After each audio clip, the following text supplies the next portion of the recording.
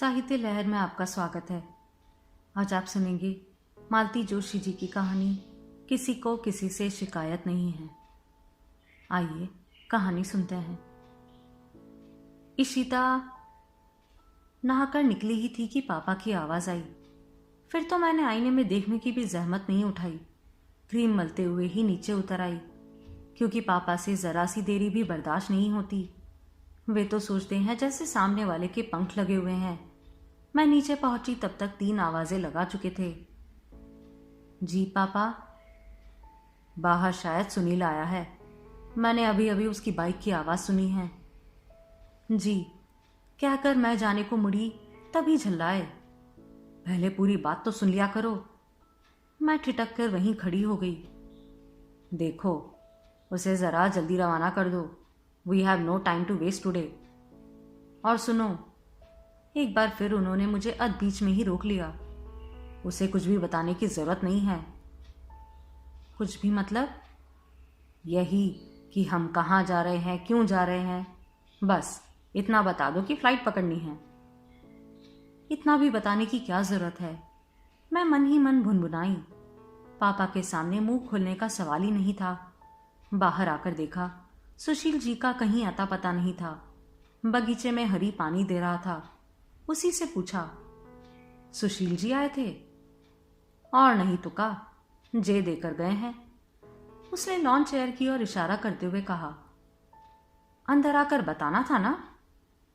रुके ही नहीं, बोले जल्दी में हूं। लॉन चेयर पर एक खूबसूरत बुके रखा हुआ था और साथ में एक कार्ड भी, हैप्पी बर्थडे। मैं दोनों चीजें लेकर भीतर आई। पापा ने अखबार से गर्दन उठाकर कहा, चला गया? आज बड़ी जल्दी गया। उन्हें भी 100 काम होते हैं पापा, पर उन 100 कामों के बावजूद मुझे बर्थडे विश करने आए थे। और घर में किसी को, यहाँ तक कि मुझे भी मेरा जन्मदिन याद नहीं रहा। अनचाहे ही मेरा स्वर कुछ तल्लक हो आया था, पर पापा ने ध्यान नहीं दिया। इत्मीनान से बोले, तुम्हारा बर्थडे याद नहीं रहा because we have other important things to attend. Other important things मतलब मेरी दिल्ली यात्रा। इन दिनों हम सब लोग एक उत्तेजना से भरे हुए हैं। सबकी नज़रें मेरे दिल्ली प्रवास पर टिकी हुई हैं। पिछले 8 दिनों से मैं इसकी रिहर्सल कर रही हूँ। एमएससी की छात्रा हूँ, कॉन्वेंट स्कूल में पढ़ी हूँ, फिर भी अपने उच्चारणों पर फिर से पॉलिशिंग कर रही हूँ। इसके साथ ही अपने etiquettes, table manners, general knowledge, hair style, dressing sense सबका बार बार मुआयना कर रही हूँ। निखिल कहता है कि आप लोग क्यों इतना टेंशन ले रहे हो, पर पापा के कोर्ट में कोई अपील नहीं चलती। उनका निर्णय ही अंतिम होता है। वे कोई रिस्क नहीं लेना चाहते। डरते हैं कि जरा सी भी गलती हुई तो 7 समंदर वाला राजकुमार हाथ से निकल जाएगा। दिल्ली जाने का सारा रोमांच और उत्साह वहां पहुंचते ही ठंडा पड़ गया। पता चला कि श्रीमान 15 दिन के लिए छुट्टी पर आए हैं और इन 15 दिनों में कम से कम 20 लड़कियां देखने का प्रोग्राम है। रिजल्ट बाद में पता चलेगा। यह भी बताया गया कि यूं तो प्रस्ताव 50 से ऊपर थे, पर छानबीन करने के बाद संख्या 20 पर आकर रुक गई। उन 20 भाग्यशालियों में हमारा भी नाम था। लौटते समय मन बेहद उदास और थका हुआ था। जाते समय मैं जितना चहक रही थी, लौटते समय उतनी ही चुप थी। पापा ने तो 1-2 बार मेरा मन टटोलने की कोशिश भी की, पर मेरी बेरुखी देखकर चुप हो गए। वैसे भी हवाई जहाज में चटर पटर बात करने का रिवाज नहीं है। अपनी सीट पर सिर टिकाए मैं आंखें बंद करके बैठी रही। कितनी कोशिश की, पर संभव्य वर महोदय का चेहरा आंखों के सामने नहीं आ पा रहा था। वैसे भी उस चेहरे में कुछ खास था भी नहीं। जो भी ग्लैमर था वह विदेश यात्रा का था, बाकी तो एकदम साधारण सी सूरत शक्ल थी। और सच तो यह है कि ठीक से देखने का मौका भी नहीं मिला। हम लोगों को जो आधा घंटा अलॉट हुआ था, उस पर तो उनकी माँ और बहन ने कब्जा किया हुआ था। श्रीमान जी तो मुश्किल से 8-10 मिनट हमारे पास बैठे होंगे। मैंने 8 दिन तक जी तोड़ मेहनत करके अपने आप को संवारा था, पर सारी मेहनत मिट्टी हो गई। अपना हुनर दिखाने का कोई मौका ही नहीं मिला। पता नहीं क्यों जहन में सुशील जी का चेहरा ही बार बार उभर रहा था। सुशील जी बड़े भैया के मित्र बनकर इस घर में आए थे, पर कब मेरी जिंदगी में दाखिल हो गए पता ही नहीं चला। मेरी पढ़ाई, मेरे शौक, मेरी बेवकूफ़ियाँ, मेरा गुस्सा सब वही झेलते थे। बड़े भैया के इतने दोस्त थे, पर किसी से मेरी इतनी आत्मीयता नहीं थी। मेरा हर किसी से हंसना बोलना उन्हें पसंद नहीं था, पर सुशील जी के लिए कोई रोक टोक नहीं थी। वे इस घर के सम्माननीय अतिथि थे। भैया तो खैर उनके कायल थे ही, पर पापा ने भी मम्मी से कह रखा था, बड़ा होनहार लड़का है, इसे हाथ से जाने नहीं देना है। इंजीनियरिंग के आखिरी साल में ही भैया ने यूएसए जाने की तैयारी शुरू कर दी थी। पापा ने तो सारी प्लानिंग पहले से ही कर रखी थी। वे लोग सुशील जी से भी आग्रह कर रहे थे, पर वह अपना मन नहीं बना पा रहे थे। उनका पूरा ही करियर इतना अच्छा था कि कई तरह की छात्रवृत्ति उन्हें पहले ही मिल रही थी, पर उन्हें डर लग रहा था कि कहीं वे घर पर बोझ ना बन जाएं। इस ऊहापोह में काफी दिन निकल गए और भैया करीब महीने भर पहले ही चले गए। एक बात अच्छी रही कि दोनों का दाखिला एक ही यूनिवर्सिटी में हो गया था। बड़े भैया के जाने के बाद घर सूना हो गया था। सुशीलता के जाने के बाद तो शायद मेरा जीवन ही सूना हो जाता। 2 या 3 साल जो भी थे मुझ पर भारी पड़ने वाले थे। भैया के जाने से पहले पापा ने एक शानदार पार्टी दी थी। भैया ने चाहा था कि इस पार्टी में हमारी सगाई की उद्घोषणा हो जाए, पर वह संभव ना हो सका। इस रिश्ते पर अभी बुजुर्गों की मोहर लगनी बाकी थी। मम्मी ने कई बार कहा होगा, हम लोग लड़की वाले हैं, एक बार हमें चलकर बात कर लेनी चाहिए, पर पापा कभी राजी नहीं हुए। अपने उच्च पदस्थ होने का दम उन्हें एक साधारण व्यक्ति के घर जाने से रोकता था। वे कहते थे, सब दकियानूसी बातें हैं, आजकल लड़का लड़की सब बराबर हैं। वैसे हम दोनों के बीच भी अब तक इस तरह की कोई बात नहीं हुई थी। उनसे परिचय हुआ था तब मैं मात्र 15 वर्ष की थी। तब वे मुझे एक बच्ची की तरह ट्रीट करते थे और उनका व्यवहार अभी वैसा ही बना हुआ था। पर उम्र के साथ मेरा मन भी परिपक्व होता गया था और अब वे केवल भैया के मित्र नहीं थे, मेरे बहुत अपने कोई थे। जिस तरह सुशील जी इस घर के प्रिय पाहुन थे, मैं भी उनके घर की चहेती थी। मैं उनके मन की थाह तो नहीं ले पाई थी, पर जैसा लाड़ दुलार उस घर में मिलता था, उससे लगता था उन लोगों ने मुझे स्वीकार कर लिया था। उनकी माँ तो मुझ पर जान छिड़कती थी। मन में एक क्षीण आशा थी कि शायद जाने से पहले वे अपने दिल की बात मेरे सामने रख दे, पर वैसा मौका ही नहीं आया। उनके जाने में कुल जमा 8 दिन रह गए थे कि एक हादसा हो गया। उनके पिताजी एकाएक हृदयघात से चल बसे। खबर सुनते ही हम लोग जैसे हतप्रभ हो गए थे, पर उन लोगों पर तो जैसे वज्रपात ही हो गया था। सुनील जी की 3 बहनें थी, तीनों विवाहित थी। एक की शादी तो अभी अभी हुई थी। सुशील जी का कार्यक्रम तय होते ही आनन फानन में उसकी तारीख भी तय कर दी गई थी। वह तो अभी हनीमून से लौटी भी नहीं थी कि यह दुर्घटना हो गई। वह तो दुख से एकदम पागल हो गई थी। सारे कार्यक्रम निपट जाने के बाद दोनों बहनें 10-15 दिन में चली गई थी, पर वह 2 महीने यहीं बनी रही। साय की तरह माँ के साथ बनी रही, एक बच्चे की तरह उनका ध्यान रखती रही। पर नई ब्याहुली को वे कितने दिन अपने पास रखते, एक ना एक दिन तो ससुराल भेजना ही था। उसके बाद मैंने कमान संभाल ली। जब भी समय मिलता चली जाती, माँ जी को अपने हाथों से खिलाती, दवा पिलाती, कई बार तो सुलाती भी। मैं चली जाती तो सुशील जी को बाहर जाने का हौसला हो जाता, नहीं तो माँ को अकेला छोड़कर जाने की वे कल्पना भी नहीं कर सकते थे। उनका मस्खरापन एकदम गायब हो गया था।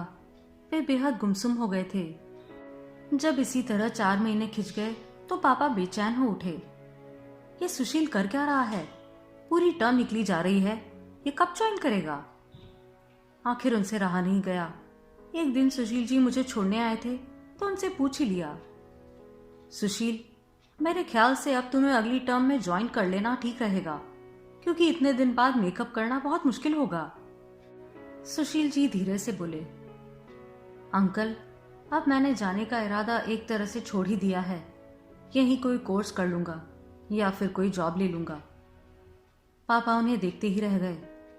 क्यों भाई, कुछ फाइनेंस वगैरह की प्रॉब्लम हो तो आई कैन अरेंज, लेकिन इस तरह? फाइनेंस की बात नहीं है अंकल, वह व्यवस्था तो बाबूजी पहले ही कर चुके थे। नए सिरे से कुछ करना होता तो प्रॉब्लम होती। फिर क्या बात है? अंकल, इस समय मेरा घर छोड़ना असंभव है। बाबूजी के एकदम चले जाने से माँ एकदम टूट गई है। अगर मैं भी बाहर चला गया तो वे बिस्तर ही पकड़ लेंगी। तो इतनी सी बात के लिए तुम अपना करियर तबाह कर दोगे? मैं तो हैरान रह गई। पापा ये कैसी बात कर रहे हैं? सुशील जी का चेहरा भी तमतमा गया। बड़े ही तल्लक अंदाज में बोले, ये इतनी सी बात नहीं है अंकल, मेरी माँ की जिंदगी का सवाल है। पापा को भी शायद तब तक अपनी गलती का एहसास हो गया था। बोले, सॉरी, मैं शायद अपनी बात ठीक से नहीं कह पाया। मेरा मतलब था कि यह कोई इतनी बड़ी समस्या नहीं है। तुम्हारी 3 बहनें हैं, वे लोग बारी बारी से माँ के पास आकर रुक जाएंगी तो भी सब कुछ अरेंज हो जाएगा। मुश्किल से 2-3 साल की बात है। फिर एक बार वहां जॉब लेकर तुम अच्छे से सेटल हो जाओगे तो माँ को भी बुला लेना। मेरी तीनों बहनें शादीशुदा है सर। वे अपनी घर गृहस्थी छोड़कर कितने दिन आकर यहाँ रहेंगी। बड़ी 2 बहनें तो जॉब करती है और माँ तो उनके ससुराल में जाकर कभी नहीं रहेंगी, भले ही उन्हें यहाँ अकेला रहना पड़े। और वहां सेटल होने के बारे में तो मेरा कोई इरादा नहीं था। लौट कर तो मुझे यहीं आना था। पढ़ाई के बाद यहीं जॉब ढूंढने का इरादा था मेरा। पढ़ना चाहूँ तो यहाँ भी बहुत स्कोप है, बस विदेश का ग्लैमर नहीं है और उस ग्लैमर का मोह मुझे कभी था ही नहीं। पापा उन्हें ऐसे देख रहे थे जैसे पहली बार देख रहे हो। उसके बाद वाले 2-4 दिन बेहद खराब गुजरे। मेरा मूड बेतरह उखड़ गया था। सुशील जी पर बहुत गुस्सा आ रहा था। इतना बड़ा निर्णय ले लिया और मुझसे पूछा तक नहीं। क्या सचमुच उन्हें मुझसे कोई सरोकार नहीं है? मैं ही पागल की तरह उन्हें मन में बिठा बैठी हूँ। लग रहा था जैसे किसी ने मुझे ऊंची पहाड़ से नीचे खाई में ढकेल दिया हो। समझ में ही नहीं आ रहा था कि मैं क्या करूं। और फिर एक दिन पापा ने मुझे अपनी स्टडी में बुलवाया और गंभीर स्वर में पूछा, Ishita, are you serious about this fellow? Which fellow? यही, मिस्टर सुशील। मेरा मतलब है, तुम्हारा अफेयर जेन्युइन है या? मेरा आहत अभिमान एकदम फुफकार उठा। व्हाट अफेयर पापा? He is just a friend, हाँ फैमिली फ्रेंड। बचपन से घर आते रहे हैं इसलिए थोड़ी क्लोज है बस। सच कह रही हो? एब्सोल्युटली पापा। तो तुम्हारे लिए लड़के देखना शुरू करूं? मैं चाहता हूं तुम्हारा फाइनल होते होते शादी भी सेटल हो जाए, फिर मैं इत्मीनान से निखिल को देखूंगा। तुम्हारी मम्मी कह रही थी एक बार सुशील के लिए पूछ लो, इसलिए पूछ लिया। तुम्हें कोई इंटरेस्ट नहीं है? Then it is all right. और फिर पापा ने जोर शोर से वर्ष संशोधन अभियान प्रारंभ कर दिया। शर्त एक ही थी, लड़का एनआरआई हो, चाहे फिर वह डॉक्टर, इंजीनियर, वकील, प्रोफेसर कुछ भी हो। यह दिल्ली प्रवास इस अभियान की पहली किस्त थी। लौट कर आई तो अजीब सी मनस्थिति थी। ना घर में मन लगता था, ना कॉलेज जाने का मन होता था। 24 घंटे कान दिल्ली वालों के फोन पर लगे हुए थे। इतनी व्यग्रता से तो मैंने आज तक किसी रिजल्ट की भी प्रतीक्षा नहीं की थी। एक दिन झाड़ू लगाते हुए हरी ने पूछा, जे फूल अब गंधा रहे हैं, फेंक दें? तब मुझे उसका ध्यान आया। मैंने धीरे से कार्ड निकाल लिया और फूल जाने दिए। उस शाम पता नहीं क्या सोचकर मैं उनके घर चली गई। वे घर पर नहीं थे। इसी बीच उन्हें कोई जॉब मिल गई थी। माँ जी घर पर अकेली थी। मुझे देखते ही निहाल हो गई। पहले तो अंक में भरकर खूब प्यार किया, फिर शिकायत करती रही कि इतने दिनों तक कहाँ गायब रही। तब मुझे भान हुआ कि मैं पूरे 2 महीने बाद आ रही थी। शिकायत का दौर समाप्त होने के बाद वे मेरे लिए ढेर सारा नाश्ता निकाल लाई, गाजर का हलवा, मठरी और भी न जाने क्या क्या। मुझे यह देखकर अच्छा लगा कि वे फिर से पहले की तरह रसोई से जुड़ रही है। सच है, समय बड़े से बड़ा जख्म भर देता है। उसी समय सुनील जी काम से लौटे। माँ, ये क्या गजब कर रही हो? बड़ी मुश्किल से तो उसने अपना वजन घटाया है। इतना खिलाकर उसे मोटा कर दोगी तो उससे शादी कौन करेगा? चुप कर, माँ जी ने झिड़का।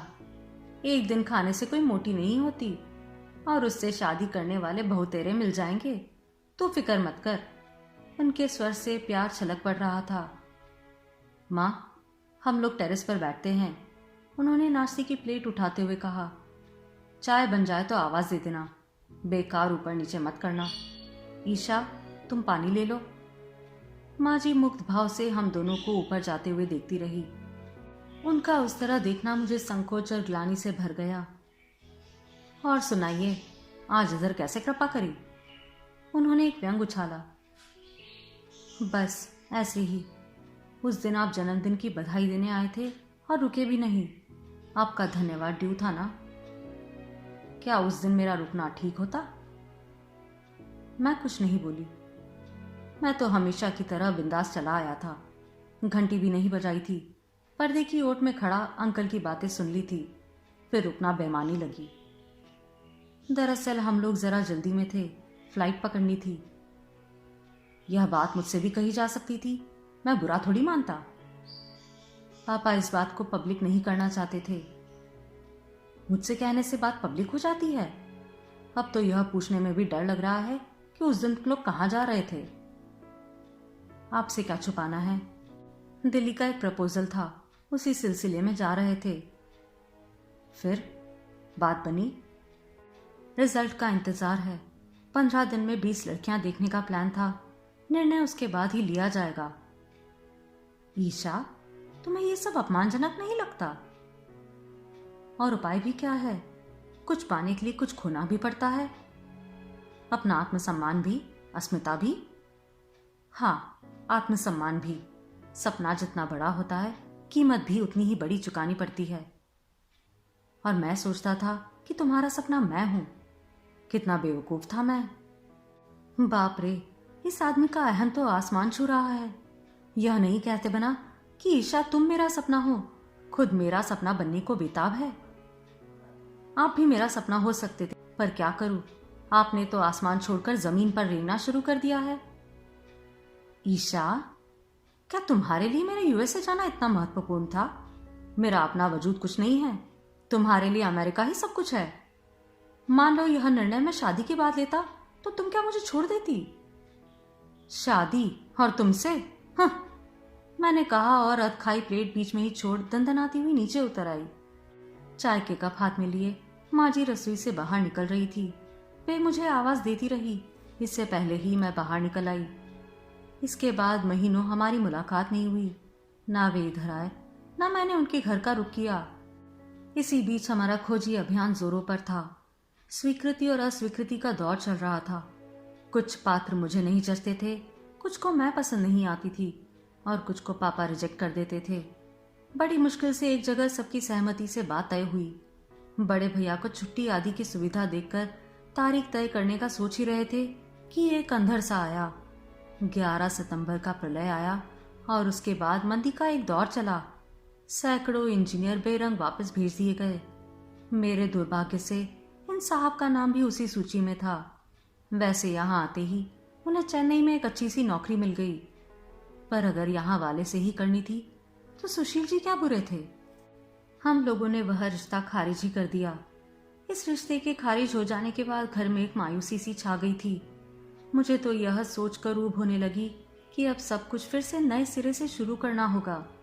पापा का उत्साह भी ठंडा पड़ गया था। कहाँ तो एमएससी करते करते ही मेरी शादी हो जाने की बात थी। अब पास करके भी 6 महीने बीत चले हैं और मैं अनब्याही बैठी थी। वक्त काटने के लिए मैंने इन दिनों एक कंप्यूटर क्लास में पढ़ाना शुरू कर दिया था। एक दिन शाम को वहां से लौटी तो ड्राइंग रूम में पांव देते ही चौंक पड़ी। सुशील जी की दोनों बहनें वहां बैठी थी।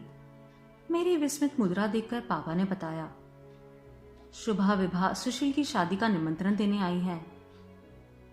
अरे वाह, कब है, कहाँ है? मैंने अपने को यथाशक्ति सहज रखते हुए कहा। जयपुर में, इसी 16 को, शुभा दी ने बताया। रिसेप्शन में तो खैर सभी को आना है, पर तुम्हें और निखिल को बारात में भी चलना होगा, विभा दी ने जताया। लड़की? मेरा मतलब है हमारी नई भाभी क्या करती है? कुछ नहीं, एमए किया हुआ है। उसे घरेलू लड़की ही चाहिए थी। कहता है बुढ़ापे में माँ को आराम देना चाहता हूँ। कैरियर माइंडेड लड़की घर की और ध्यान नहीं दे पाती हैं। उन लोगों को गेट तक छोड़कर मैं भीतर आई तो मम्मी बड़बड़ा रही थी। इतना अच्छा लड़का था, सिर्फ आप लोगों की जिद के कारण हाथ से निकल गया। पहली फुर्सत में मैंने उनका मोबाइल मिलाया। सुशील जी, आपने तो हमें शॉक ट्रीटमेंट ही दे दिया। No doubt it was pleasant, but it was a surprise. तुमने क्या सोचा था, मैं देवदास बन जाऊंगा? अरे क्या बात कर रहे हैं? वही तो। देखो, तुमने अपना सपना सहेजा, मैंने अपना। तुम अपने माँ बाप का दिल नहीं तोड़ सकी, मैं भी अपनी माँ को दुखी नहीं कर सकता। हिसाब बराबर हो गया। अब किसी को किसी से शिकायत क्यों हो? Let us part as friends. और उपाय ही क्या था? आप सुन रहे थे मालती जोशी जी की कहानी किसी को किसी से शिकायत नहीं है।